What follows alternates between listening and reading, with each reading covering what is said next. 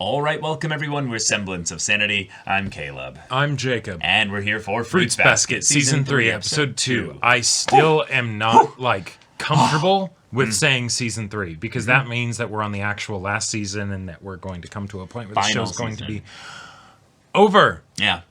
And I mean, if anything, I'm just excited to be joining the fandom in the waiting for more content, or at the very least, apparently there's some new stuff that is coming, like some kind of spin-off or something. Yeah. That this totally feels like the world that would just absolutely be rife with potential for spin-offs. Yep. Oh my gosh, so many characters. Yeah. And we got a new one. Last episode. I mean, new, but full focus showing. Official introduction.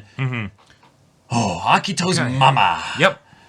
And they do not have. They have a good complicated relationship. Oh, very, very complicated. Yeah. Shit. Okay. Also, we had just a really big scare with that as well, to the point where Hattori was able to stop Akito, which is just a whole other thing right there. Yeah. So okay, that's just a thing. That's a thing, and how this all potentially ties into the situation where Shigure feels a little bit more and more on the his hands have been dirty and in this mess here. Oh yeah. So that's the whole thing there. But then on the Toru side of things here, we're seeing even more so how the character development over the last 2 seasons has brought everyone around her, and this might be just Toru's season to go. We're just gonna see her just go. I would love that. It's something where with this show, because there have been so many emotional ups and downs in this roller coaster ride, there's this part of me that's like, all right, hold myself back, keep the defenses up just in case it decides to, do a dick punch, or something. But at the same time, I'm like, but I feel like it's been going really well recently, and maybe it's just going to be kind of sort of smooth sailing with Toru and the boys and everything. Meta-wise, Jacob, there's 2 points in this season where they're probably going to have the dick punch. The first one is going to be in the first 4 or 5 episodes. Okay. And sure, the full-on Akito backstory. Exactly. Something big there, and that'll set the tone in general. Sure. And then they'll have a big twist one around episodes 7, 8, or 9. And that'll be the last one to kind of send us off towards whatever the finale is. Because Akito's... Other than maybe having one at the very, very, the penultimate episode. Right, as far as specific stuff, Akito's promise of locking Kyo up still stands. Yeah, I think that's still a ways out. I think we're still a ways out. I think so. That. But yeah, this is probably going to be the ramping up now with regards to the season's direction of the story, given that the first one was introducing a new character, which in the final season is really ballsy to do. But we still haven't fully been introduced to them. We have we have a surface level understanding of the dynamic. But that's what an introduction most likely is. I mean, this is anime. You're right. We haven't had their black pages yet. Exactly. So we'll wait for that. But I very much want to see now the Yuki and Kyo dynamic that has evolved in a lot of ways as well. Having them basically teaming up even more, given that in a lot of ways the best aspect of this is how much Yuki's development came recently. So he's kind of riding the high of being able to have all these W's that he can then bring to, well, in some ways, Toru, who very much is a thing, kinda, sorta, with Kyo. And he can be like, hey, go, Ganbate. I believe in you too. Go, make her happy. Don't you dare fuck this up, bro. When this show ends, I will cry. And I also think I will become a much more emotionally stable human being. I feel that. Yeah. That's a vibe. Yeah. So, y'all, without further ado, let's get into this. All right, everyone, now be sure to go check out the reaction portion of the video in the description below, then come back here for the discussion.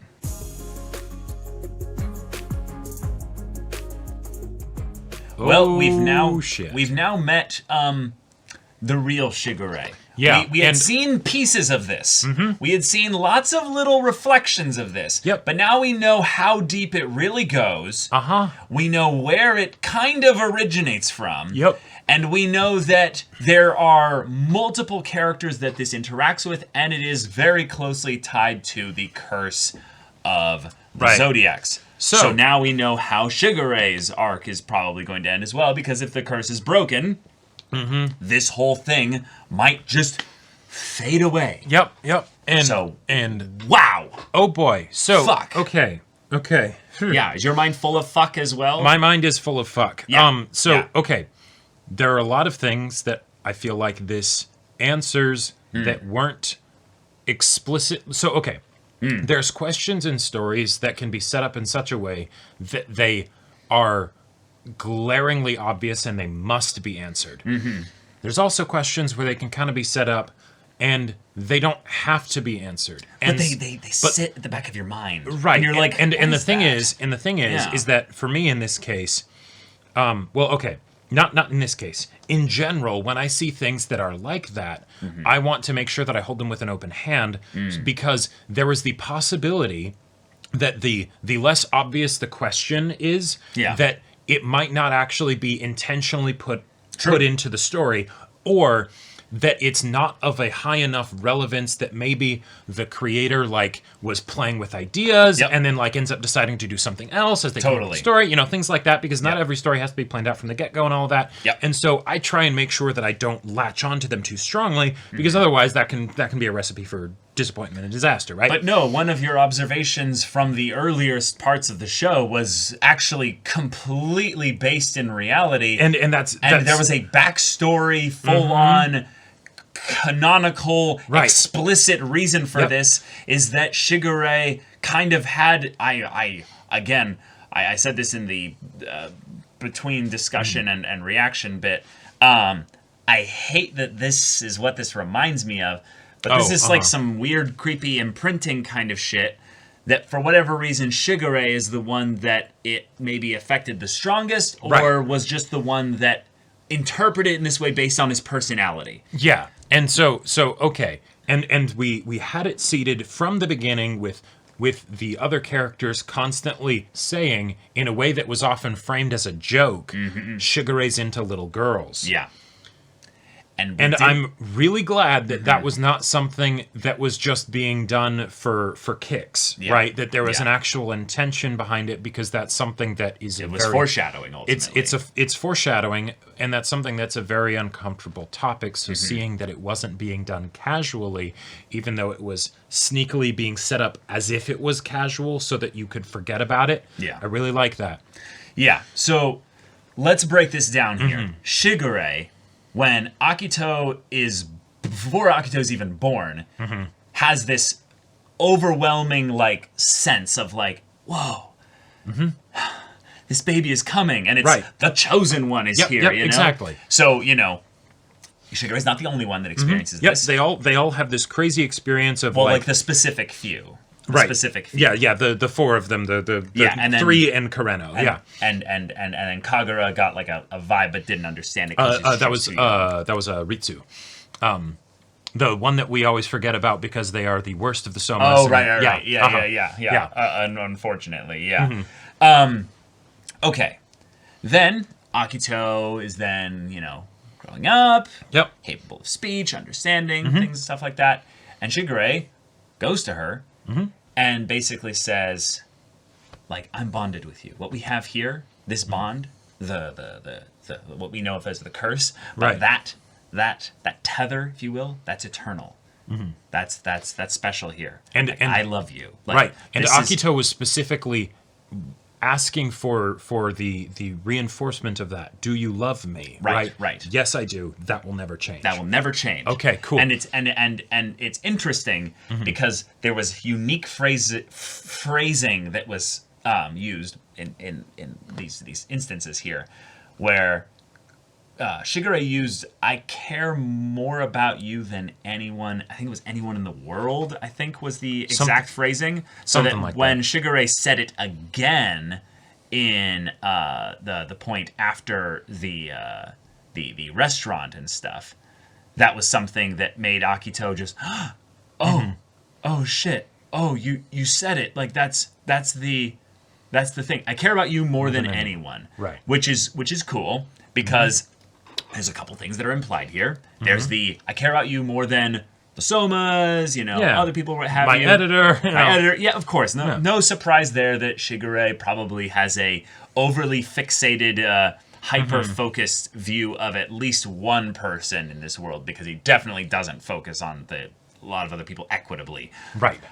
But also there's the I care about you more than myself, which is also implied there as well. Interesting. And Shigure is constantly giving the self-deprecating, I'm the worst, I know, no, don't throw anything out over me. So I think Shigure is in the, I know I'm the worst, but I also, am too latched, if that's a good word, onto this whole thing to let it go and move on. Yeah, I could be wrong in my interpretation of this, but that almost feels like something that's very like narcissistic, where it's like that you're kind of the worst, but you also love yourself too much to ever really like hold yourself accountable. Shit. So that way it's just sort of like, yeah, you do whatever you do, and you love doing it because you're you, right?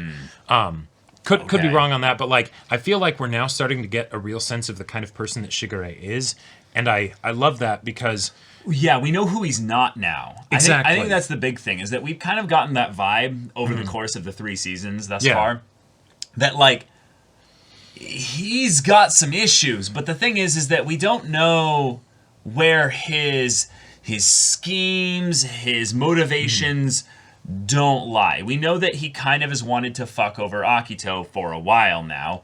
We know that he has a past with Akito. Yep. We know that he has secrets. We knew that he probably had some kind of like love scorned or failed romance or something like that. We definitely got that vibe that he was someone that had experienced romance in the past, but was kind of actively abstaining from it now. Bitter vengeance from something because as a result of something that you cared about being taken away. Exactly. And very much so. And I thought it was something where it was Akito that took it away from Shigure. And in some ways that's kind of what it is. In some ways that's kind of what it was, but it's also Akito is the object of the affection, and I love this because the whole curse is about the idea that strong connections don't always have to be positive, right? Yes, and we've seen that overwhelmingly so over the course of the show with Akito, and it's been unbelievably uncomfortable at a lot of times, right? Yep. So it only makes sense that you have a situation where yes, we see the curse, right? And it doesn't necessarily seem like a curse at the beginning, right? And of course it wouldn't start with Akito, because Akito is a child, right? She does not know what kind of like how the world works or anything like that. Is learning stuff and everything.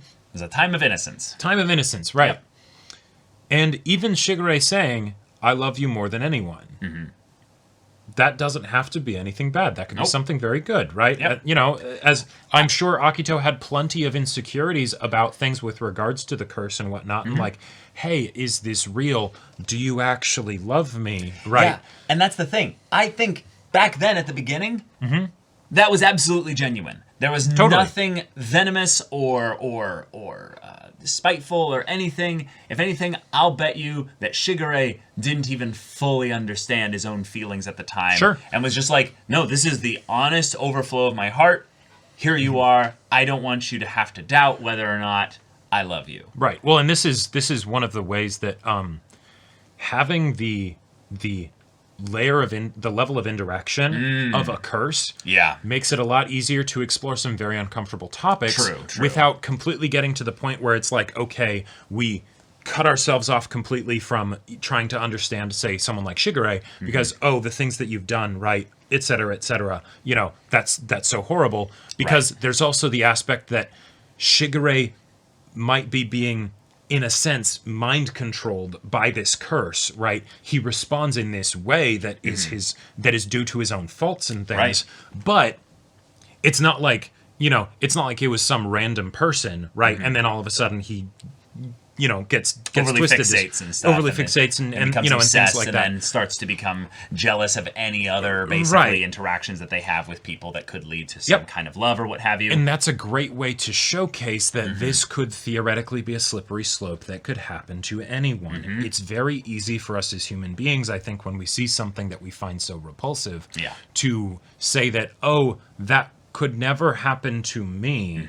Oh, that's because this person is monstrous. You know, you demonize, you don't see them as being human. And then all of a sudden you don't have to deal with the uncomfortable question of, could I turn into that person and what would it take? And even not the fact that they're basically, you need to be like exactly like them, but just the idea that like, no, they're changing, growing, evolving and stuff as time is. You could end up being them from 3 years ago or something. Yep, exactly. The idea that Shigure is a monster is something that is like no big stretch here. It's just the idea that, oh, those were his origins. Oh, okay. So Akito as well, who's also a monster. Those are her origins in some ways too. Oh, okay. Okay, yeah. This is the writer, the creator, massively, just brilliantly establishing the idea that people go through shit and change and get wounded, hurt, go through all kinds of stuff, and yet every single person theoretically could be saved. Now, is everyone going to be? No. Who knows? No. I'll just no. Fuck some of the parents in this show. Like, absolutely fuck them. I don't care. Hold on. That's what Shigure did. And well. That's true. So, Shigure, Shigure. Okay. I understand that you're grappling with the complicated mechanics of this supernatural tether of sorts to Akito. I think that there's a reason why Ayame and Hattori and Shigure are all extremely close that doesn't have just to do with their age. I think it's that they probably also all came together and were like, how do we deal with this? How do we deal with this feeling? How do we deal with this thing? Like, can we talk about this? And I'll bet you each of them had their own personality giving a unique response to it. And I'll bet that at a point, Kureno was a part of that. But then the curse breaks. And slowly Kureno fades out of that. Right. Even if they don't know that the curse was actually broken for him, right? It could just be something where he starts acting differently. Yeah, he starts acting differently, right? And then if there was a sense of camaraderie, it lessens or whatever. Now, granted, they haven't established that Kureno was like a part of their group and then was like the lost fourth, musketeer or something. I think the reason why he's not the lost fourth musketeer is because of how early this happened for Kureno. And that he didn't have all that time that Shigure, Hattori, and Ayame had together, basically. Yeah, and given with what happened after, there would be a very specific reason why Shigure would want to keep him out of the Musketeers. So, okay, but this also addresses one of the things that the most uncomfortable part about all the stuff with Akito over the course of the show was not the fact that Akito was doing it, but it's the fact that the adults around Akito weren't letting Akito do this, right? And with the characters that we didn't see as much of, like Hattori, for instance, it's easier for me to sort of like be like, okay, there could be circumstances that I'm not aware of. We don't see Hattori very much, so we don't know what Hattori's doing to try and stop it or whatever. Same Hattori with Ayame. Also was the victim of it, so like, it's yeah, same with Ayame. But with Shigure... we were kind of holding a little bit more of a standard to him because it's like, no, you're pretty close to a lot of these things. Right. In fact, you seem pretty close to Akito as well. So what the fuck, dude? Right, and you're also, like, close to the people that have been, like you are the person who has the place where the people can go to be free from Akito. Yeah. This is very good information of how that ended up getting started. Yeah. I love that. Holy shit. That was potentially his whole thing was, I need Akito to make this decision. Akito needs to basically banish me in this, like, unique way because then I'm not, like, breaking rules, basically, with regards to, like, my God wills it, so okay, too bad. And then that's a way that this is what you wanted, right? Exactly. And that holy evil shit, manipulation. That gaslighting bastard. My God. Like And then on top of that, there's the whole grooming thing, which is like, we would have to be, I would say, very, very, very careful with this as well, because this is a thing where there's the supernatural aspect, but then there's the point where Kureno, basically on some level brings up basically the whole idea of someone else being brought into Akito's life, and Shigure, of course, hates him for this. That's not a surprise in the petty Shigure kind of character, but the idea then that this probably wasn't just hate because there's a supernatural tether or what have you. That's feeling replaced or whatever, but it's like, no, but specifically in that way. It's and how dare you basically invade my space. There's like a possessive aspect to it that's really gross. And I feel like it wasn't made perfectly clear of exactly, it might have been, and I'm just forgetting, exactly when Kureno's curse got broken and when Kureno and Akito got intimate. Well, we know that, and I think this was very aptly timed, that Akito is like 21 or something like that. Yeah, 20 right now. But young 20s, right. Like very young 20s. So Shigure is older by a consistent amount. Shigure, even if it's 21, Shigure is 27, or at the very least 27. Yeah, at the very least 27, because 10 years older than the main three, right? Yeah. So that's a 6-year difference minimum between Shigure and Akito. Yeah, this might be a, ladies and gentlemen, we got him, FBI open up kind of situation here. Because the timing of what happened in between, wholesome, simple interaction of I love you, this is eternal, I will care about you more, I care about you more than anyone. Very sweet stuff. Yeah, very sweet stuff of just, there's nothing necessarily sus about that. Then time happens, Kureno has a... the curse breaks. Exactly. And I could be remembering this wrong, but I thought that they said that happened when he was had just finished high school or was just about to finish high school. Yeah, this is the part that makes it, I would say, the most sus, though. And I've been waiting for this to be brought back up, but it kind of wasn't this episode. Was that Shigure comforted Akito in a moment before Akito went angry in general. Yep, and that was when Akito was very young. Very young. Now, what I'm thinking is that Akito was too young at that point to understand the idea that Shigure might have slept with her mother, and also Kureno wasn't with her at that time. So it would have had to have been a time post Yuki sundering the Akito thing. Kureno comes into things there after their stuff gets romantic because of the curse breaking. Then Shigure does this. So I think it's fine. But it's fine for now. But this is the thing that I want to bring up, though. It is perfectly possible that Shigure and Akito were not intimate until after Akito slept with Kureno. Yes. And that Shigure was just already possessively in love with Akito and then did the whole thing of sleeping with Akito's mama's vengeance. And clearly they don't have any... Well, they have issue. They don't have any unovercomable obstacle to being intimate after the fact. No. And this seems like something that has been off and on fairly regular. Yeah, it's an unhealthy off and on kind of I hate you, but I need you, I want you. But it's not a new occurrence. Now, while it is possible that Shigure could have that level of jealousy because of the curse and things like that, and obsessive love and stuff before the stuff with Kureno and Akito, before they sleep together, I think it's a lot more likely if they had already slept together, and then that's what makes Shigure especially flip out.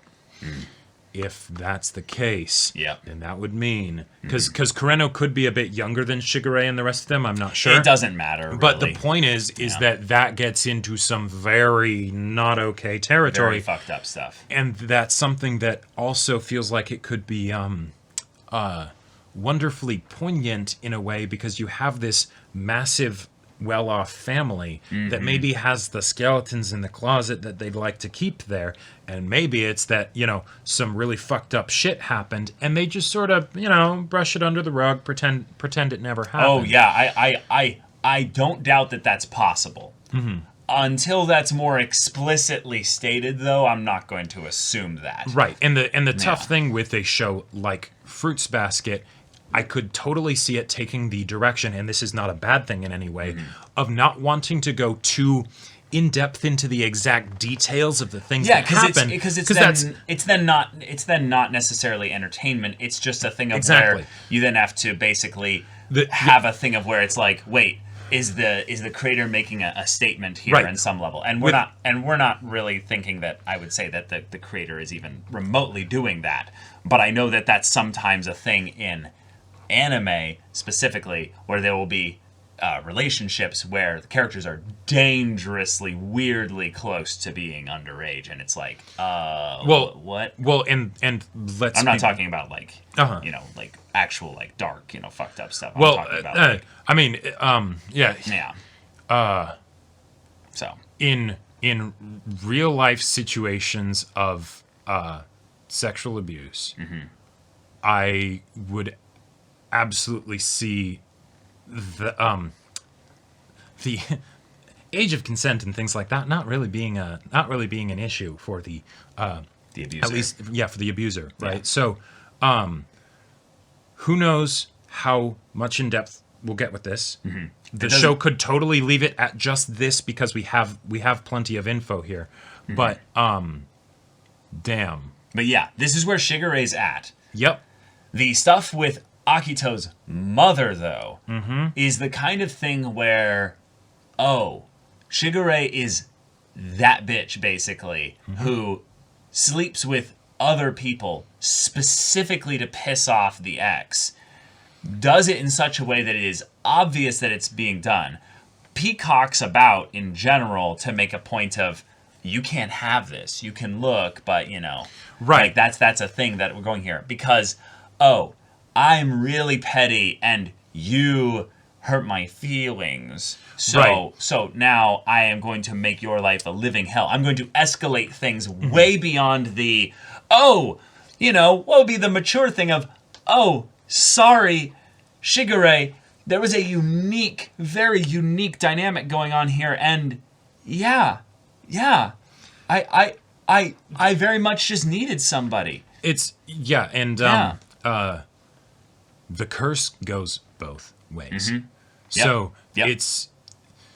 Yeah, we don't know exactly how what the things extent go of it from is. The Akito to the, the Zodiac's kind of a dynamic there. It's not as clear-cut, basically. Yeah, right. There's a lot more mechanics that we know about on the other direction. Right, and what has been fairly clearly established is that most of the time, Akito is the dominant one in the relationship as a result of that curse. Exactly, yep. However, Shigure has figured out a way to make that not be the case. Make that not the case, yeah.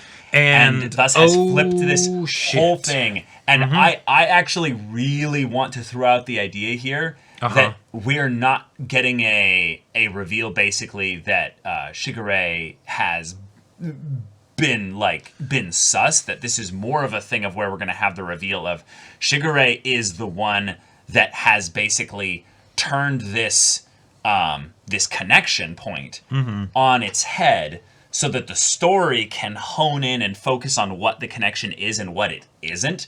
Okay. So that this type of rebellion, if you will, that Shigure is doing against the god being more so than Akito specifically, because the Akito stuff is more petty and emotional. Yeah, collateral. And, yeah, exactly.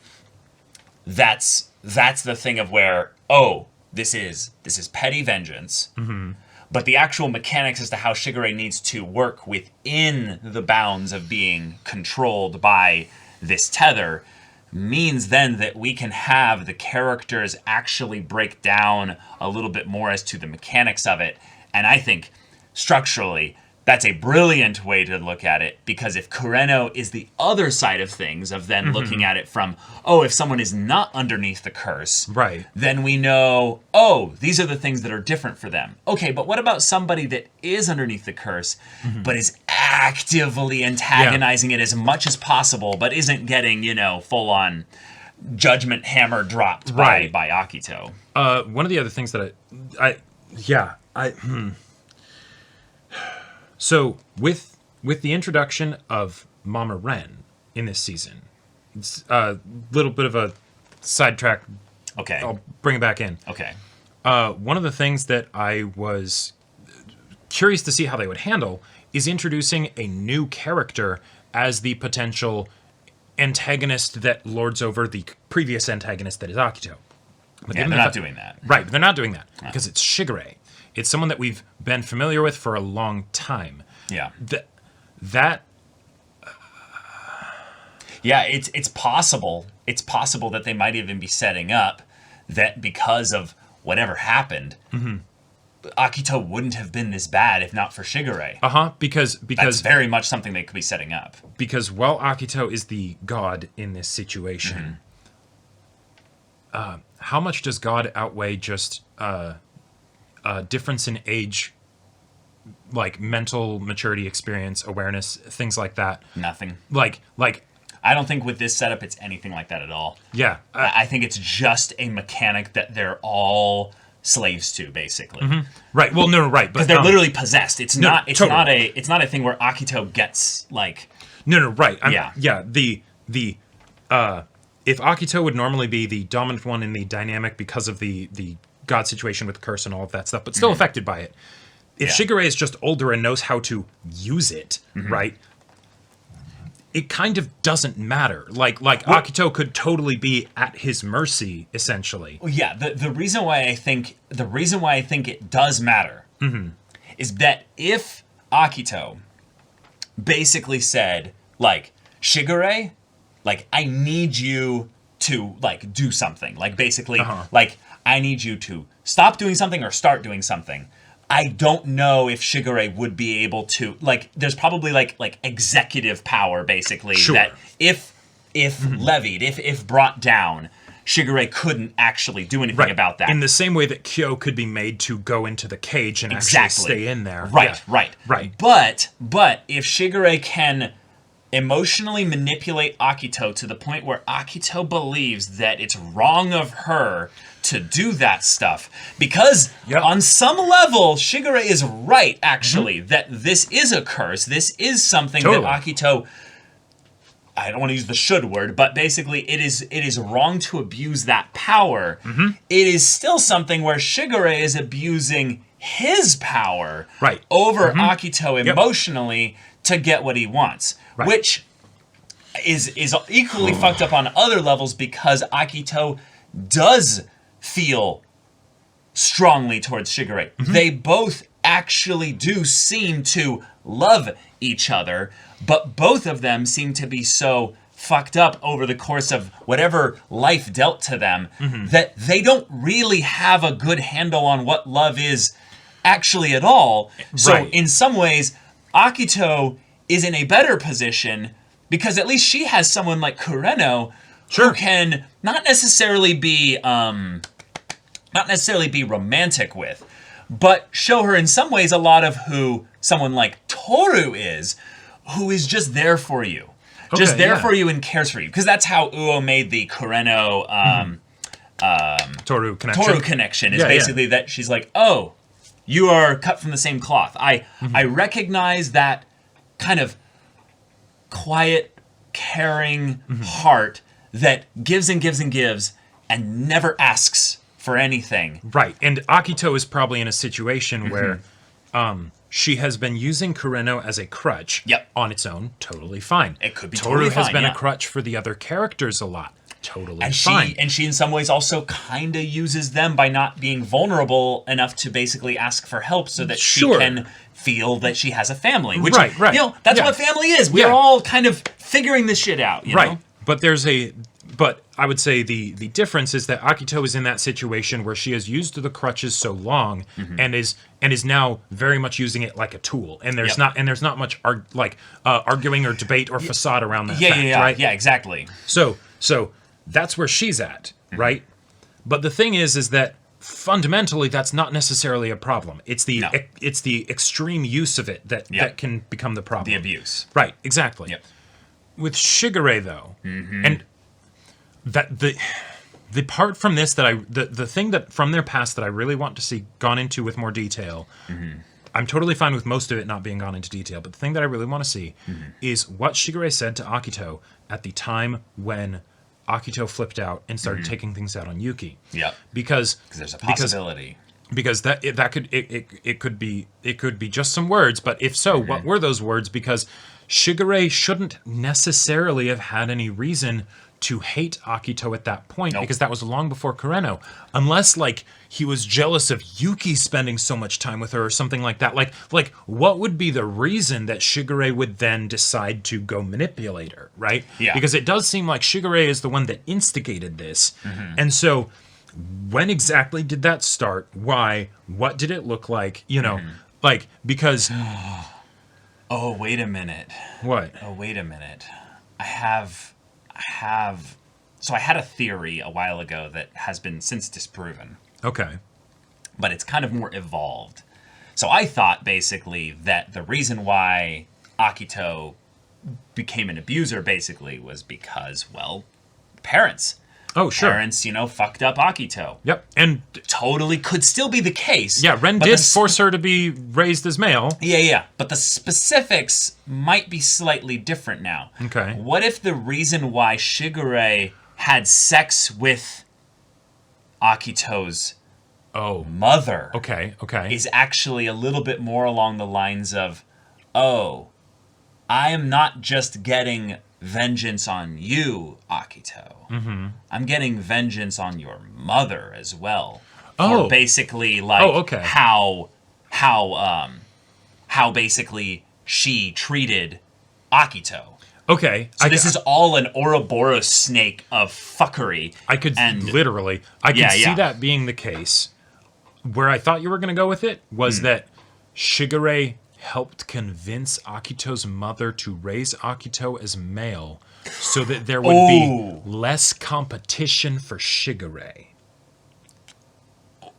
Oh, fuck. I wish I had thought of that. That's kind of genius. I don't know if that's where they're potentially going to go with it, but the fact that...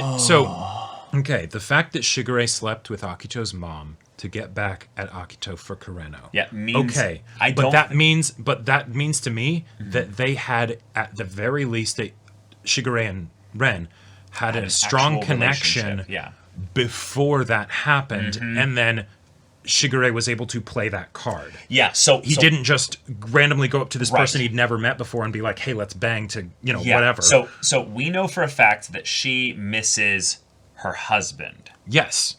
So her husband has been gone for a while. Sure. Shigure might have played the, hey, I'm going to seduce you card. I can help you forget. You've been lonely. Yeah. I'll be there for you, Right.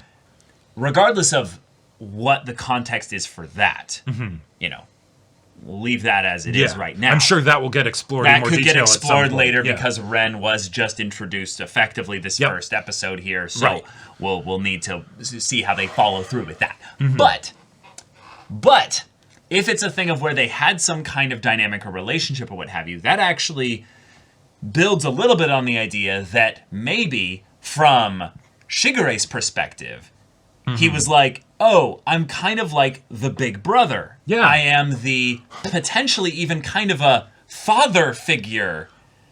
Which would be great because that's another one of the tropes that's done in anime that I have never been comfortable with. Nope. So that would, I think that's where we're going, basically. I hope so. And that it's the idea that it wasn't something, it wasn't a violent act that he had sex with Ren. It was probably consensual. Oh, totally, yeah. But that in that moment, that wasn't necessarily their first time. It might have just been a time where Shigure intentionally let it be obvious that it was happening. And one of the most scarring things that a lot of studies have shown is that when a kid sees basically two people that they're supposed to feel safe around having sex, and if it's rough or if it's intense, sure, if they won't understand what's going on, and it might look like one of them is attacking the other. Exactly. Sure. Yeah. Mm-hmm. And if you see it at a young enough age, that could be a really scary thing. I don't know that. I'm not a psychologist. I don't know the details of that. I feel like it's something where, but that's something that could add to this in a really dark way. And if it feels like we're going maybe like all over the place, off the rails potentially with the discussion, this episode changed the game with regards to the show. It really did. There are very few things now that I would say that I feel like that are even on the table. Right. It's just Kyo being taken, basically. At this point. Things that aren't on the table for the show. Right. That's a subject matter that we don't want to go into. Right. Like, I think there are plenty of things that the show is going to decide what to do and what not to do, of course, right? And do it in a really cool way and everything. But my previous preconceptions about the kinds of things that would be explored in Fruits Basket and the ways that they would be explored just got made a whole lot bigger. It got torn wide open. Yeah. So we haven't even talked about the cool stuff that they did with the partners, basically. The not partners, if you will, in this episode. Right. Yeah, the school stuff was wonderful. There's just so much to unpack with Shigure here. In some ways, this episode also potentially necessitates a rewatch of all of the key moments where Shigure is kind of given that like mysterious, just kind of Shigure being Shigure, and it's like, what was that? You know, is that just him sort of like huffing his own farts of like I have a master plan or something, or is it like? Or is this like something that makes way more sense now that we see this side of him here? Because we saw him interacting with Kureno again. I like that they've shown little drip feeds of that phone call to be like, oh, okay, this is how bad it is. But also the idea that they kind of have this like maybe consistent bit of communication of like they don't want to see each other, right? But they're okay with like having that like, and then Kureno being like, please don't abandon her, though. Showing in some ways how much Kureno does care about Akito. Right. But it's in the and sees how much Akito still cares about Shigure, so it's the... Right. It's the I pity Akito situation right now. Shigure, oh God, you mean so much to her. Please don't hurt her anymore. Please don't give up on her.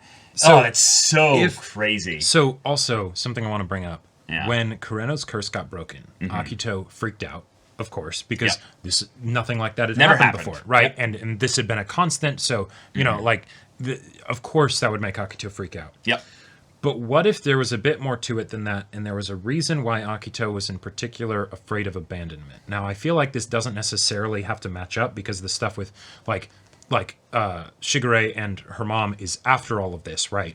But what if there were things before that where Akito was made to basically be afraid that Shigure might abandon her, or just she would be abandoned? Or sure, yeah. I think that actually just feels like it's implied with regards to the mechanics of the curse, because Akito probably feels that weird sense of everyone being like, yes, absolutely. No one ever says like no to me kind of thing. And it's like, that would probably make a child go, but wait a minute, you guys say no to each other. Right. Am I special? Like what's going on here? You might just distrust it a little bit by being like, but over time the pattern builds and then that trust maybe and that would make sense why Akito would then ask about it a lot of like, hey, do you love me? Right? Is this real? All of that stuff. But then also if through the curse, and this could potentially be a nice stand-in for really close relationships, the closer you get to somebody, the more in tune with their emotions you are. Ah, sure. And as a result of that, when they have those little like emotional hiccups, right? Just sense it. Off days and things like that, you sense it, right? Yeah. And it can affect you emotionally as well because you're really close to them, right? So you go up to them and be like, hey, what's up? Yeah, hey, what's up, right? Yeah. In the same way that when Toru hides things and doesn't share her burdens with the people around her, it hurts them, right? We saw that with Kyo, right? The same thing times 10 could totally be happening for Akito because the curse ends up fueling it, right? Because of the Zodiacs. Yeah. So if Akito is constantly feeling the strains of the curse while at the same time feeling the benefits of the curse, Right. that could totally end up adding to the fear of I'm going to be abandoned, right? And then that's this, and then you have this situation where then Kureno is like, I know that you have this influence on Akito because she cares about you so much, and I know that you've already caused a lot of hurt through that, but the connection is still there. Please be careful with that, right? You know what I love so much about this? This ties all the way back to like some of the like earliest beginning things of the show, is that if Kureno is Toru, and Toru has to come live with Shigure, Shigure has been looking at the very picture of the person he despises. So no wonder he's fine with sacrificing Toru and all of that. Oh, like, in some ways, he's probably like, no. I won't let whatever that weird magic was that Kureno worked happen here. Oh, I could absolutely see it being a thing also, where he's like, no, actually, in some ways, I am going to use her. She's very similar to Kureno. Whatever Kureno did has to be something that isn't like a fluke. It's something that had a mechanical reason to it. Oh yeah, so Kureno was the one who had the curse broken, so then it would also make sense why Toru would be the one to use, because if she's similar to Kureno, and Kureno... She could theoretically break the whole thing. Oh my god. So maybe this is the thing of where Shigure is also tortured by the fact that while he wants to crush Akito to a pulp at times. Holy shit. Because he said that. That was his internal thoughts, you know? No lying there. Yep. I mean, I'm not going to lie. I have wanted to do that over the course of the show. Oh, yeah, we all have. A couple times. Yeah. But also has this intense, strange, like, connection of sorts that isn't just the curse. He might be just desperately wanting to be free, but his own petty fucked up nature keeps having to lash out so that he feels powerful in the situation as he's essentially conceding defeat by trying to go after the curse rather than trying to resolve things naturally and normally with Akito. And I gotta say, just from my own personal experience, it totally makes sense that the person who would be the most twisted in their abuse of power would be the one who felt potentially, we haven't seen too close into Shigure's perspective, but someone that was in a situation where they essentially had no power. Shigure is at the mercy of the curse, the same as all the rest of the Zodiacs. Right. So it makes sense for in this show about that to have the antagonist be one of the Zodiacs who then, because of being subjected to this, just law of large numbers, one of them ends up going askew, getting really bitter, and ends up being like, yep, now anything I do is kind of justified because I am fighting back against this thing that I can't fight back against. So I have to use overwhelming force. I have to play dirty. I have to do whatever I can because otherwise there's no way. It's in some ways the difference between Akito's chaotic evil and Shigure's what I would call closer to lawful evil, where it's the thing of where Shigure has really good control over his own kind of things he's bringing to the table beyond the curse. Right. Inside, he's a whole chaotic storm, but from the outside... Right. Yeah. He's got pretty much... He's got it on lock pretty well. Most everything on lock, yeah. But Akito is the one where all these ties and everything are pulling her apart. She's gone through all this other stuff here, and then is no control over lashing out, basically. Lashes out at everybody, but Shigure's is focused. I only lash out at Akito. Everything is because of Akito, and everything is against Akito. Right. It's that extreme sense of overly fixating on one relationship that has its fucked up origins and stuff that seems to be driving everything that he does, and yet. This is the same guy who is in some ways, stealing away lovers from Akito by slowly trying to bring more people over to the house, by trying to keep people there, by trying to remind Akito of, like, I'm building another house. I'm building another family. Which you're not involved in it at all. And this is your fault because you told me to do it. And this is all your fault. Yeah. And also, what is one of the most classic strategies of any kind of abuser? Separating the abused. Isolation. Yeah. Yeah. And in some ways, it's kind of easy for Shigure because Akito is also an abuser. Yeah, so, Akito isolates herself. Right. Shigure is saving a lot of people by bringing them over here.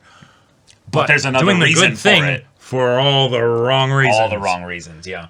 Like, my head hurts. Yeah. Like head is full of fuck. Yeah.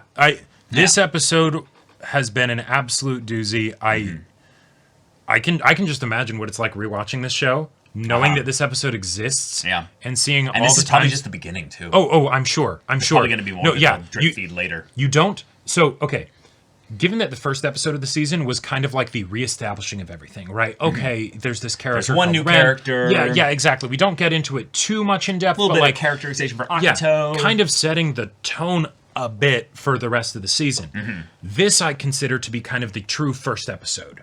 Right, because that it's like the cliffhanger episode on the build-up of the first episode. Right, the first episode is kind of just the setting the stage. Right, everything's getting set up, what you're saying. And then this is sort of the first one where it's like, all right, the real shit starts to happen. Yeah, right? If this was a book, this would be chapter 1. The previous one would be the prologue. Exactly. Yeah, that's a good way of talking about it. Yeah. And so if this is the first kind of episode of the season. I feel like this is just saying, this is the kind of stuff you can expect. We are going to be doing, maybe not stuff of this magnitude of reveals, but we are going to be doing this kind of thing a lot. Because you don't just introduce factors like this and then, like, not touch on them more. Like, what we're doing, I feel like, is, structurally, we're in the final arc, if you will, of the story. There's probably going to be some actual different arcs within the season itself. Totally. But... This is let's disassemble the foundations of this family, the Somas, and get a true understanding of exactly how it works. Thus, we have characters like Kureno. Yeah. In some ways, someone that probably might not have even been part of the original design of this story's scope. I would not be surprised. Kureno was introduced in season 2. Way later, way later. Which also now kind of makes sense as to why people would be pissed about the anime original direction of things that the original adaptation of Fruits Basket was, because someone like Kureno is someone that probably would not have even been someone that the anime original people would have even been aware of. So they would probably get half the characters wrong at that point. Totally. Anyway, point with this show being that if this is where we're getting at things with the Akito mechanics here, the next step is the one that was brought up again in this episode is Ren. She was introduced in the previous episode. Yep. She was brought up again here with regards to a dramatic reveal. Right. So then we need to follow up with her in the next episode or 3 or what have you. Yeah. And the most natural conversation that is missing in this fucked up dynamic here Shigure and Ren. Shigure and Ren. Yeah. And that's going to be one where it's going to be, oh boy, it's going to be something else. And it might also make sense that maybe the reason why Ren is kept isolated also and maybe even hidden is so that Shigure literally doesn't know where she is. I could absolutely see that. So if Shigure enters into the estate and stuff, it's like, who are you here for? Huh? Go straight to Akito. That's it. Right. Well, she's not here. What are you talking about? Yeah. Ren? No? Yeah. If Shigure is kind of like the main antagonist, potentially, I mean, it's complicated because there's all sorts of... Yeah, there's no real main antagonist at this point. If Shigure is being... Okay, maybe not the main antagonist. He's being officially reintroduced as a big antagonist. Well, he is an antagonist in the story, right? Yes. And in a much different way than we might have seen before. But he is primarily an antagonist to Akito. He actually wants Toru to succeed at breaking the curse. Yes. that is where he is not a typical antagonist to a protagonist. So, but given that this is kind of a reintroduction, it also makes sense not just from the standpoint of we need to see stuff with Ren because she's actually like being brought into the show for kind of the first time, right? But we're getting this new side of Shigure. Like I didn't expect this episode to focus on Shigure. I was very surprised when like we saw the we needed Shigure focus eventually, but I didn't think it was going to be this type of focus. Yeah, exactly. I figured it wouldn't necessarily be that important compared to a lot of the other stuff going on. Yeah, I thought it would just kind of clear up more of the just like, it's the that explains it. Like okay. Okay, this is kind of what he's been planning. And right. Stuff like that. But since this is a much bigger scale of like what's going on, it's also deeply personal. Deeply personal. Yeah. I feel like it makes a lot of sense to follow this episode up with more Shigure focus, if not right after, very soon after. Yeah, or more Ren focus, basically. Well, yeah, I mean, they could get that through the two of them. You know? Totally. But just to help us really have a crystal clear understanding of what Shigure's situation is here, because we got so much. Also, I just want to applaud this episode for being remarkably fast-paced for how much backstory we got, because we didn't actually get that much exposition in the backstory. Nope. There were a couple things that were repeated for the sake of dramatic, impetus, like, Shigure saying the line that makes Akito have the, oh, wait, you do remember, which is kind of an interesting thing there. I'm not going into that, but there was a little bit of a thing of like the, wait, did you forget? Or, wait, you remember? Yeah. And maybe save that for a later discussion.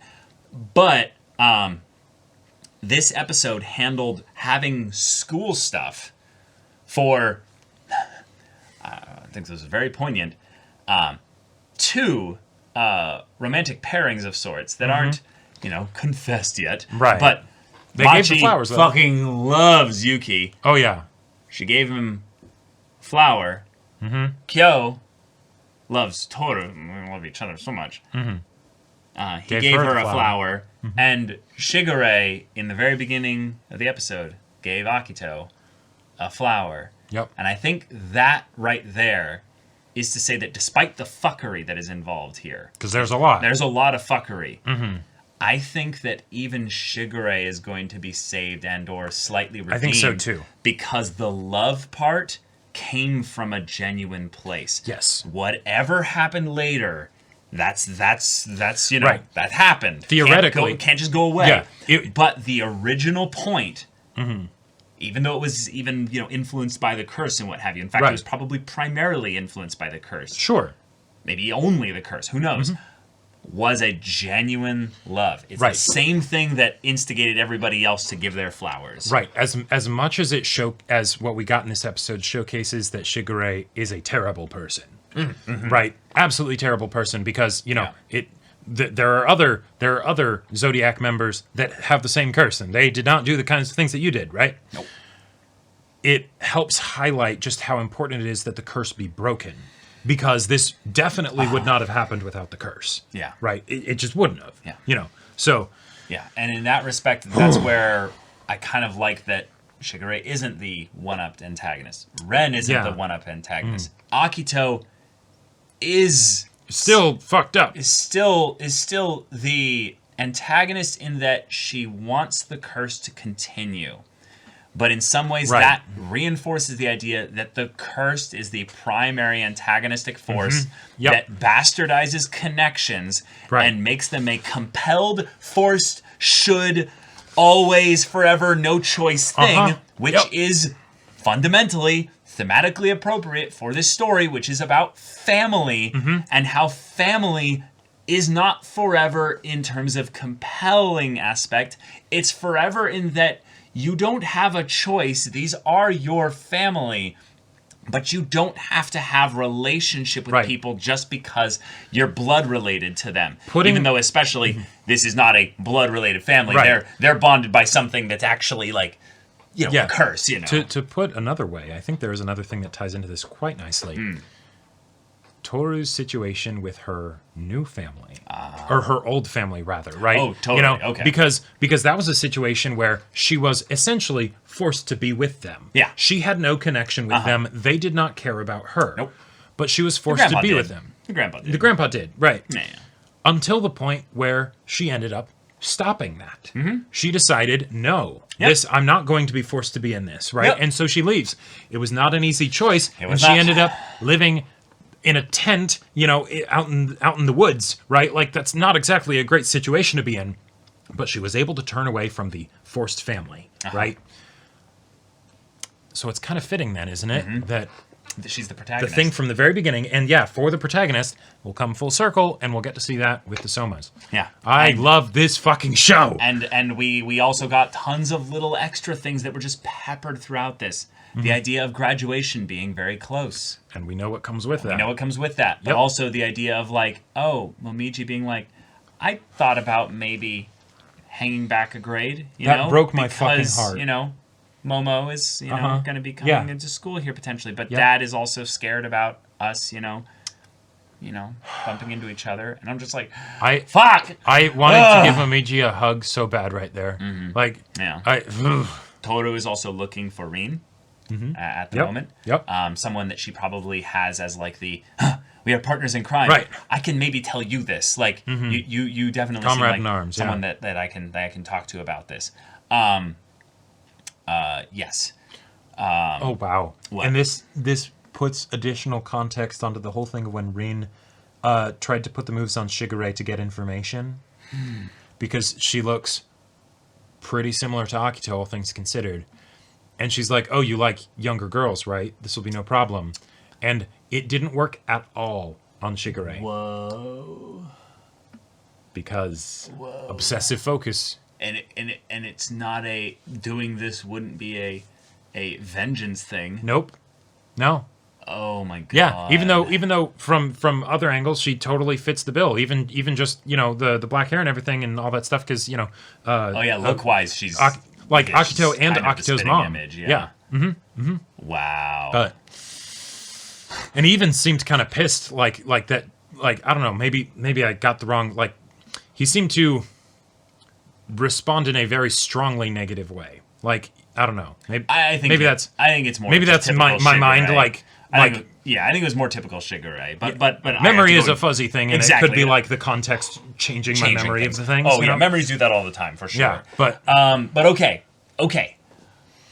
Yes, let's have more sweet Kyo Toru moments like this. Not and getting then interrupted. Torture us with them with the knowledge that this is close to graduation, which means, yeah, Kyo really needs to beat Yuki. Yeah. Right, whatever that Which means. in some ways, I feel like we've got to have like a clever like I am no man kind of twist. No, I know, where it's no, I did.